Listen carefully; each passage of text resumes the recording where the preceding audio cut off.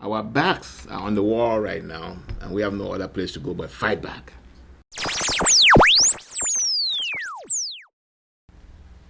Ladies and gentlemen, thank you for joining me on Esteemed Television. My name is Augustine Ambe. Today, I want to discuss with you a story which is not about something that just happened, but it's a story that happened almost a year ago. In fact, it's a story that happened shortly after Gabu, but Human Rights Watch is reporting it now, and I'll be happy to discuss the story with you. But before I do, I want to read to you a segment of it. I cannot read all of it, but I'll read part of it so that we take a look at a few points about that story. Now, remember that Gabu, what happened at Gabu was a story where the soldiers of La République du Cameroon went at night and murdered a family with extended members at midnight. And that massacre included children, pregnant women. I think there were like 14 kids, and it was just a very gruesome story. And while the world was shocked by that story and was still mourning what happened, La République du Cameroon on March 1 went this time to the southwest region of Cameroon. And I want to call it the northwest region of Cameroon and southwest region of Cameroon because we are getting into a stage in this struggle, the end stage in this struggle, where we need to refer to Ambazonia in its previous names, because these will need to come up as references so that we know about northwest and southwest regions of Cameroon, then we know about southern Cameroons, because we want to keep this trail, this track. We want to keep these records, because very soon, as we come to close this chapter in the history of Ambazonia, we'll need to make these references. So Gabu happened in the northwest region of Cameroon, and what Human Rights Watch is discussing in its story recently was about what happened in Ebam in the southwest region of Cameroon. So here's the story. So Human Rights Watch uncovers shocking and beatings of villagers in southern Cameroon, a most damning report. An attack by Cameroonian soldiers on March 1, 2020 has come to light, in which soldiers raped at least 20 women, including 4 with disabilities, arrested 35 men, and killed 1, Human Rights Watch said today. The attack on the village of Ebam in the southwest region was one of the worst by Cameroonians' army in recent years. The soldiers also burnt 1 home, looted scores of properties, and severely beat the men they took to a military base. Based on information obtained by Human Rights Watch, there has been no effective investigation, and no one has been held accountable for the crimes. Sexual violence and torture are heinous crimes that governments have an obligation to immediately, effectively, and independently investigate, and to bring those responsible to justice, said Ida Saya, Deputy African Director at Human Rights Watch. In quote, 1 year on, survivors of the Ebam attack are desperate for justice and reparations, and they live with the disturbing knowledge that those who abused them are walking free and have faced no consequences. Cameroon's northwest and southwest regions have been rife with violence since late 2016 as armed separatists seek independence for the country's minority Anglophone regions. I'm gonna leave it there. But before I continue, I really want to correct this what a Human Rights Watch wrote here. Say Cameroon's northwest and southwest regions have been rift with violence since late 2016 as armed separatists seek independence for the country's minority Anglophone region. What is going on in the English-speaking regions of Cameroon is not what separatists are doing. And the violence going on there is not caused by the separatists.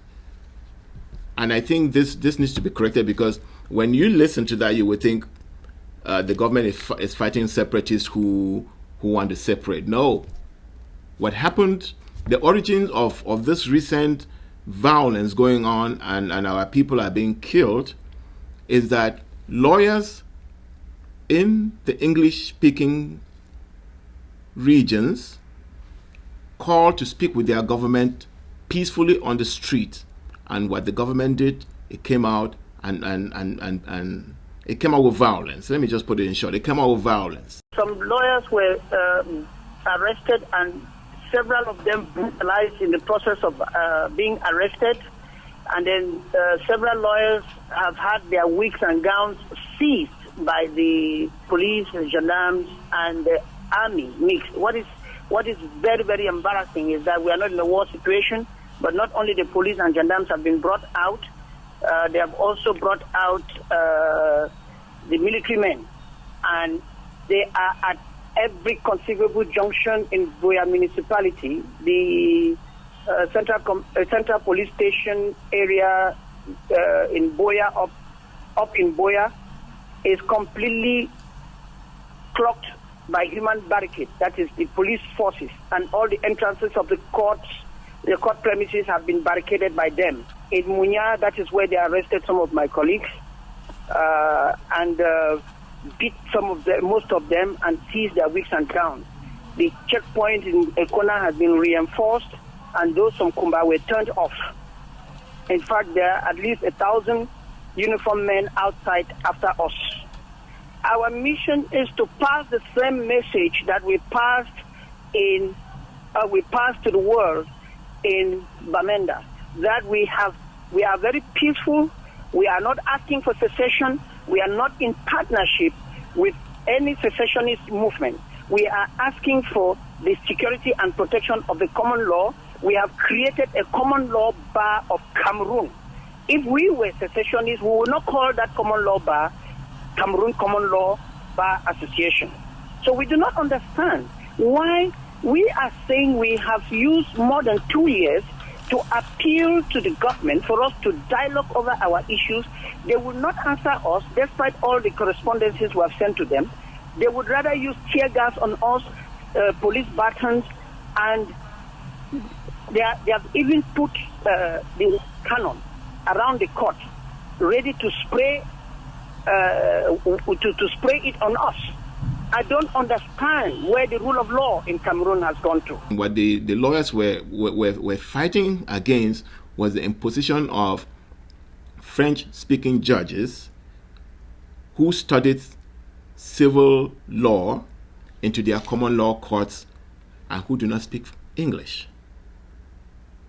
It was just an intensification of the colonization that the people I'm struggling to use the words northwest and southwest regions of Cameroon, but I will use them for the purpose of this story and for the reason I've already explained.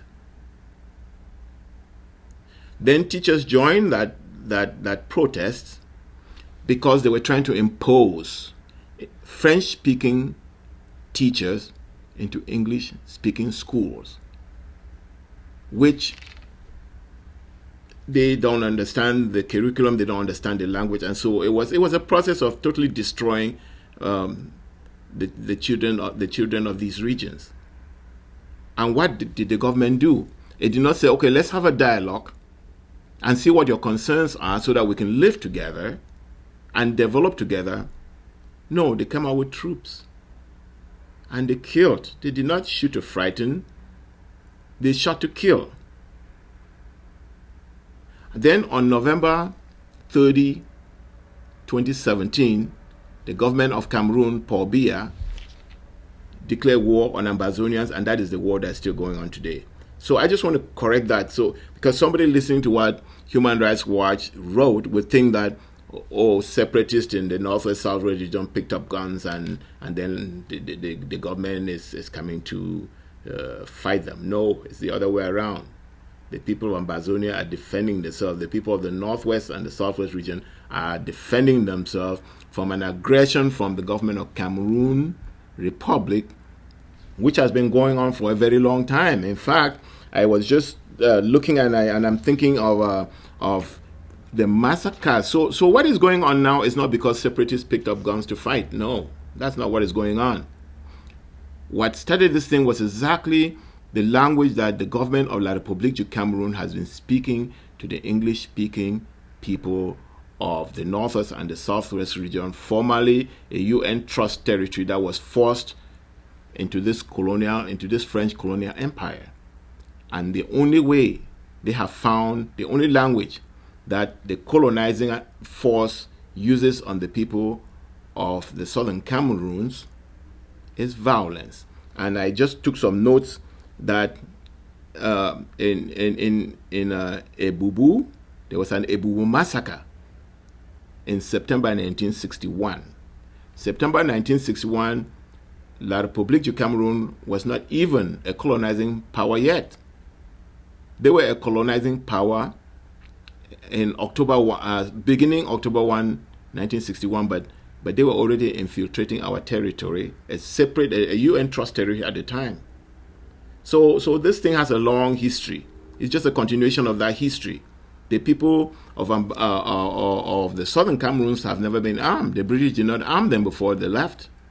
And so they have been an armless people who have been looking for ways to live with the people or with the colonizing power. But because of their French connections, they speak to the people of the southern Cameroons in 18th and 19th century language. That's basically it. They came with guns and to suppress a very advanced people, and they want to change their language into a French language. They want to change everything that they know into as though we are back in the 17th and 18th century, where Europeans were going around terrorizing indigenous people around the world. It's failed because that's not the case. So Human Rights Watch reporting that it's a separatist fighting the government is not true. The people of Ambazonia, the people of the Northwest, Southwest regions are just defending themselves against a very brutal government under which they've been living for over half a century. So let's come back to the story. I made some notes to myself so that we can discuss this in an organized way. So, attack by Cameroon soldiers on March 1, 2020. Now, Human Rights Watch says it is the worst. It says it is, Human Rights Watch says it's one of the worst by Cameroon's army in recent years. Yes. When you say recent years, yes, it is one of the worst. But just know that the massacres have been going on in the territory of the southern Cameroons for a very long time. As recent as 1992, they were in Ndu, where they killed people, they burned their houses, they trashed their furniture, they tortured students, break their bones. Female ran into the woods and had babies into the woods. So it's been a reign of terror on the people of southern Cameroon since La République du Cameroun was given the people and the territory of Ambazonia by the British and the UN. And I'm going to discuss this more detailedly because the government of La République du Cameroun and its sponsors, the French, are actually a beneficiary. They're a beneficiary of the territory of southern Cameroon and its population which were given to them by the UN and the British. This was a UN trust territory that was programmed to be independent or have self-government by the law, 76B. But instead of doing that, the British and the UN found a way to turn these people over and give their sovereignty to a foreign country. That's how come there is a population in the so-called Cameroon Republic that speaks English, which they hate. And they've been trying to say, we cannot live in a country where part of our people, no, they don't even call us our people, where they want that population to speak French, because they can't deal with differences. They can't deal with differences. So that's the background.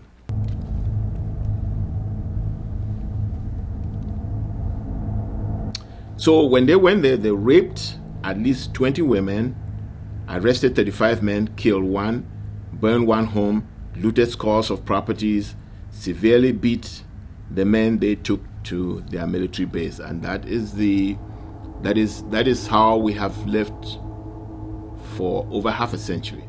But somehow we found a way, and we kept hoping. We found a way to live from one event, from one killing, from one torture, from one looting, from one adversity to another, hoping that with time things would change. But they only got worse. They got worse to a point where we couldn't even get justice in our own courts because the judges don't understand the language and they don't even understand our law. We started losing the one thing that parents of the Southern Cameroons have depended on, because in their own territory they couldn't have jobs, and so they've relied on giving their children sound education so that they can find a better life outside of that country. And so most of them went to Nigeria, they went to Europe, they went to the United States, they went to the Americas, Canada, all over the world. And they succeeded because of the sound educational system that was not tampered with yet. But as time has gone on, the enemy, the occupying forces, started eating into that. And that's when you started getting the agitation from the lawyers and from the teachers. And the response was the traditional response of violence. But this time, the youth said enough is enough. And that's what brings us to this massacre. That's what brought us to Gabu. That's what brought us to the massacres in Kumba. That's what brought us to the massacre in Matu and Du and all the other massacres that you've known about. So, but I'm really glad that Human Rights Watch took the time to document this. There has been no effective investigation and no one has been held accountable for the crimes. Let me read the next chapter before I make my comment. Sexual violence and torture are heinous crimes that governments have an obligation to immediately, effectively, and independently investigate and to bring those responsible to justice, said Ida Sawyer, Deputy African Director of Human Rights Watch. Now, what I find a little surprising, but not too surprising, because everybody who has been treating this situation has been behaving exactly like Human Rights Watch is behaving. They always treat La République du Cameroon as though it is an ideal government where the government cares about its people and is in power because its people chose it to be in power. No. The junta in Yaoundé was created by the French, installed there, signed cooperation agreements with them, which are really slave agreements. And then remain as part of that system, monitoring to make sure that they operate as an agent of France. And so the way the government of Cameroon is set up now is that this regime has been in power from 1960 until date. It's had two leaders. One ruled for, I think, 22 years, Amadou Ahidjo for 22 years or so, and then Paul Biya took over and he's been there for 38 and counting. So this was French creation. The French gave them their flag, gave them their anthem. And has protected this regime in place for all these years, over half a century. So that government there is not like the government of the United States or the government of Canada. It's not like the British government or the German government, where the citizens actually chose who their government is. In fact, the government right now is the protection of the government itself. It's not by citizens, it's not by the local security. No, they brought Israelis that have created a firewall around the government, around the presidency where Paul Biya lives. And then these agents have trained a special force called B. And this is the force that they use to protect the Cameroon government, and they're using it to terrorize the citizens. So when somebody says they're expecting this same government that is like that is more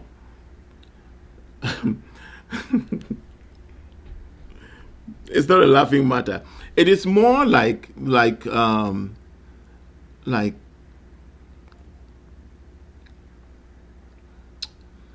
it is more like a terrorist force. It's more like a gangster that came and took over this territory and protects it so that the foreign interest that preserves it gets what they want.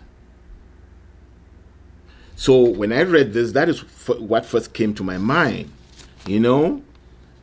Sexual violence and torture are heinous crimes that governments have an obligation to immediately, effectively, and independently investigate and bring those responsible to justice.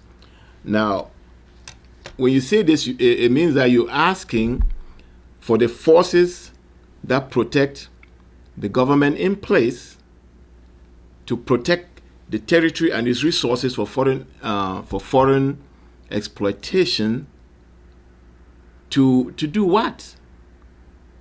Because these forces are trained to do exactly what they're doing. And so I just want to let Human Rights Watch and all those who keep asking the Ambazonian people to, or expecting this particular government to come and negotiate with the Ambazonian people, that, do you understand what the setup is? If you understand the setup, then you will not be using the kind of language you're using. You will not be telling it to negotiate or to hold dialogue. It's like asking the fox to go and have a dialogue with the hen. It's unreasonable. It's unreasonable. So I just wanted to point that out, that the Ambazonian people and the people of the Northwest, Southwest region, the English-speaking people of the Southern Cameroon, who should not be part of La République du Cameroun, but were forced to become part of them, that is the hell they've been living with. And you're asking the devil in that hell to come and somehow give them their salvation? It doesn't make sense to us.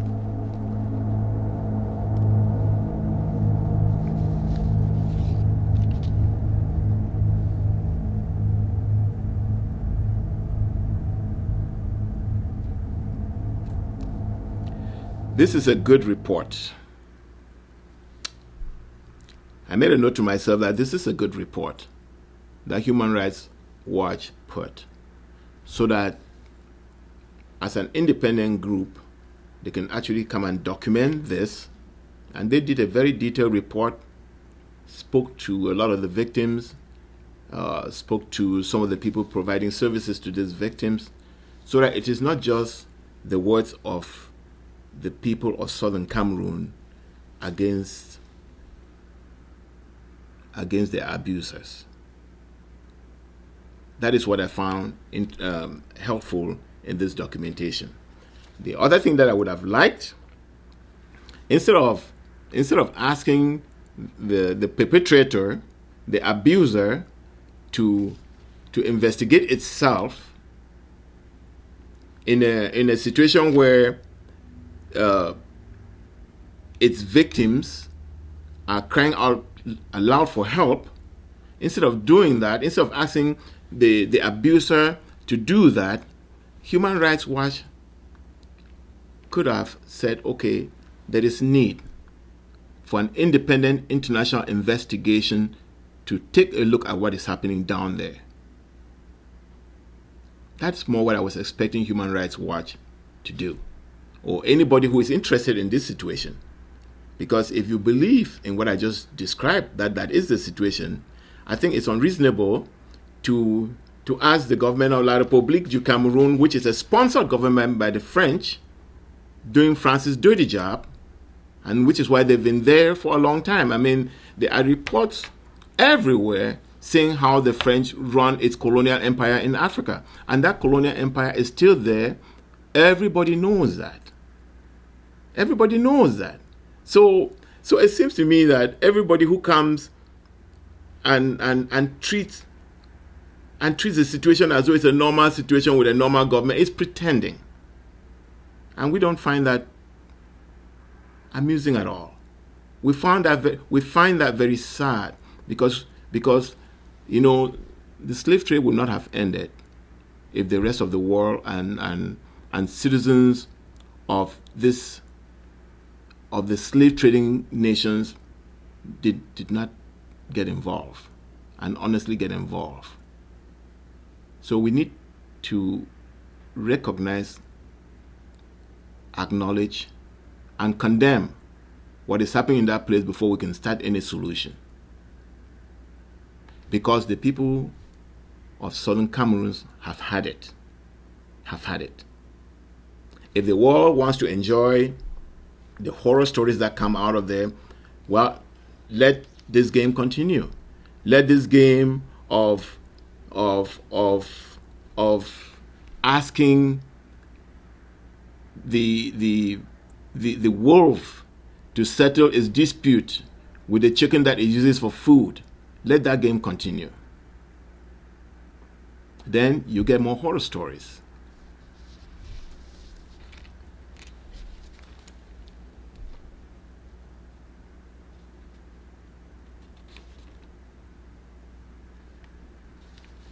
I think most of what I wrote to discuss here is already discussed.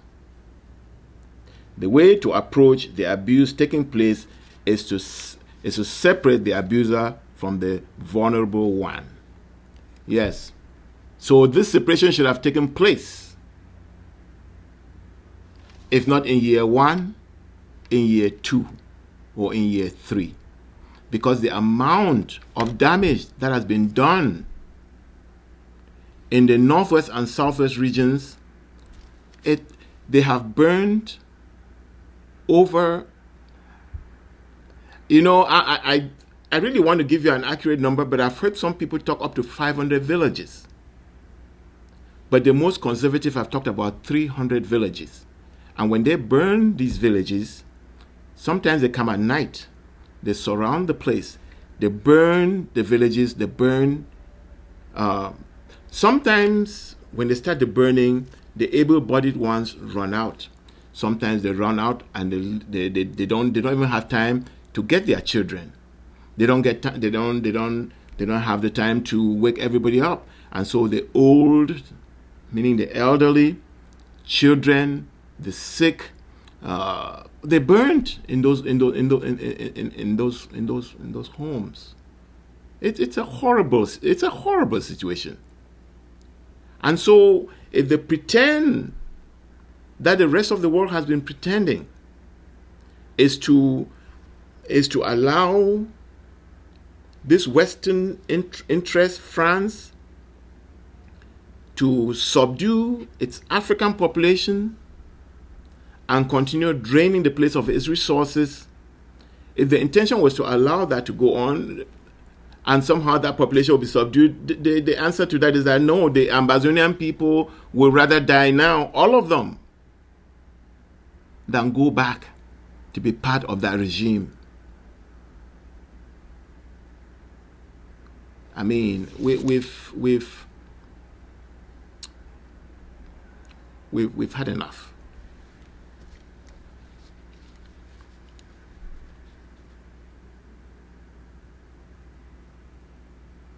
This double talk will not be taking place if the colonial interest of a Western power was not involved. Yes, if France was not involved here, this would have been taken care of a long time ago. People would not be emphasizing why they can't get involved. We are looking at it as an internal matter, so we cannot involve. The UN cannot come in because it's an internal matter. No, that is total rubbish. Because the UN was involved in the Ivory Coast, but they were involved because the French wanted this Western influenced organization to be involved. So we don't buy that. There was a time when we did not know what was happening in the world, and we got dumped on. Now we all know. We all know what's going on.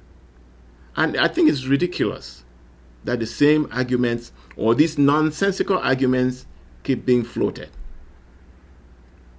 France was able to get ECOWAS, the AU, the UN, and the whole Western world, the whole Western press, to go down to Ivory Coast and kick Gbagbo out, who won an election, but nobody even wanted to see the election. Nobody wanted to see anything, no evidence, no, there was no investigation. They just went down there and called Gbagbo clinging to power. The BBC repeated clinging to power. CNN repeated clinging to power. Everybody started singing that song.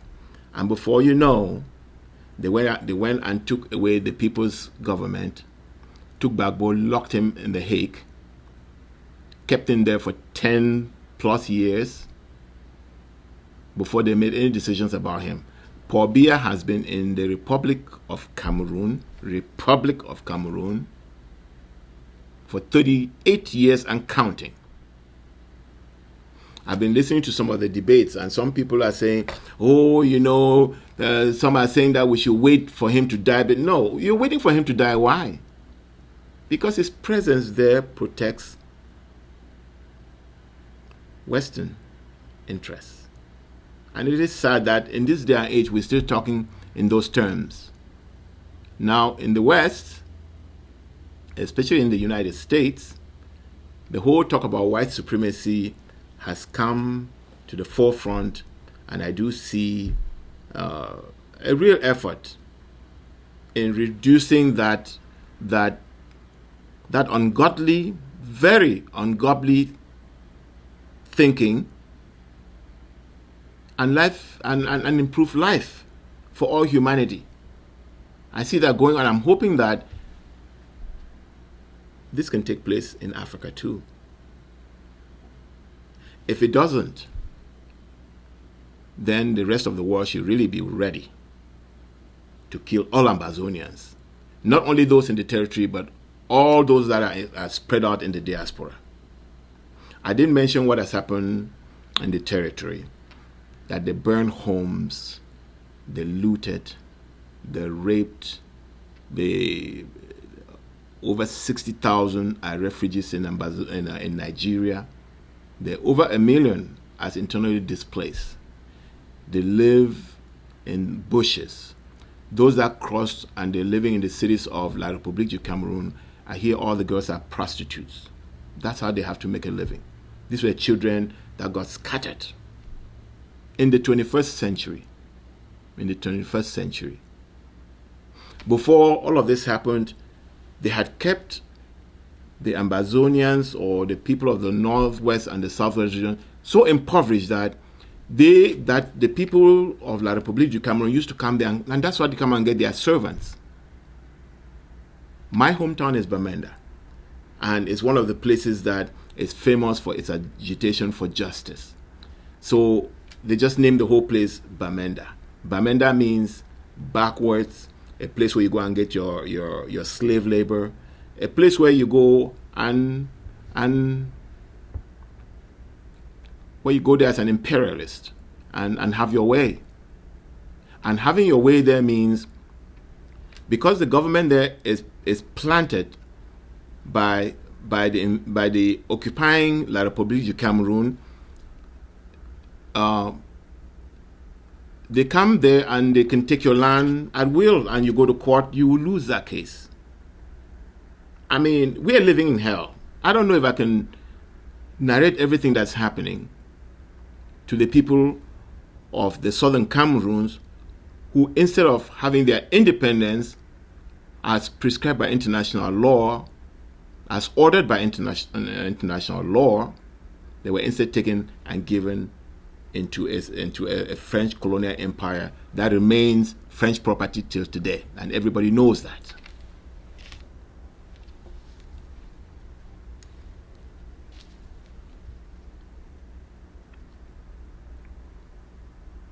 If Human Rights Watch can only report and make recommendations, it must not limit itself to speaking only within the limits of acceptable wrongs.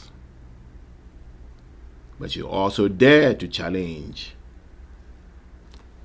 the wrong status quo within which all these atrocities and these shocking stories are taking place.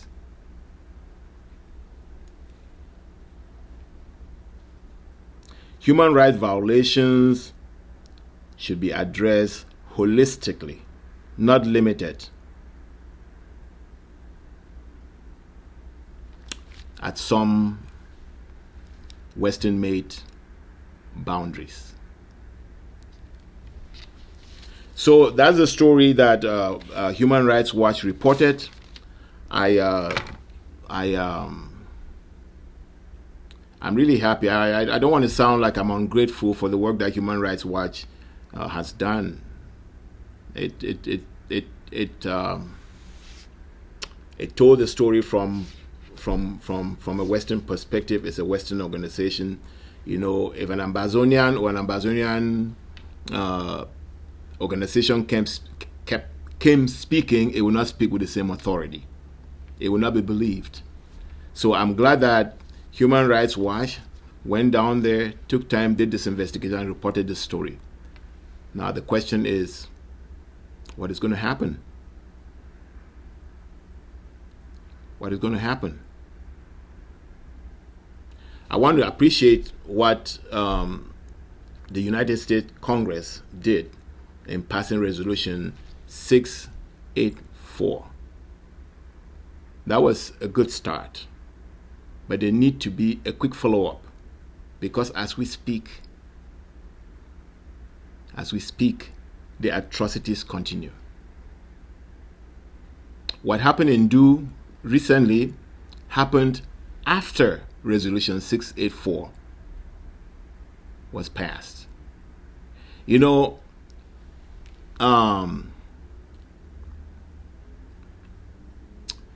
it is said that people who rent properties, they know rental laws very well, so they know how to play landlords.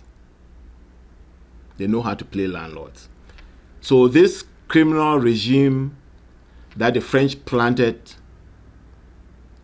in Cameroon knows how to play government. They know how to claim the rights of a government. They know how to benefit from the admitted protection that the French have been giving them. And so they're playing it up. The resolutions pass and they don't care until some of these resolutions are having teeth. Otherwise, Ambazonians are still raped every day. Their properties are still looted. In fact, it is so bad there that citizens of La République du Cameroon now go to Ambazonia and pretend to be freedom fighters and start harassing the population, collecting ransom money from them, and then La République du Cameroon turns around and say, oh, look at what the Ambazonians are doing to themselves. It's a game that is being played, but it's being played in the land. It's been played in the territory of the northwest and the southwest regions. It's been played in the southern Cameroons. And the people who are paying the price for it are the people of the southern Cameroons, who did nothing. They obeyed the Germans, they obeyed the British, they obeyed the League of Nations, they obeyed the UN, they've obeyed the AU, they've obeyed they obeyed La République du Cameroon. They obeyed their beneficial status, and they tried to play the good slave, hoping that by playing good, they'll be treated better. But the treatment only went worse. The treatment only got worse. It never got better. Our backs are on the wall right now, and we have no other place to go but fight back. And until we have our independence as human beings, the world should be ready for a lot of, or should be ready for more of what Human Rights Watch decries here. I thank you for watching.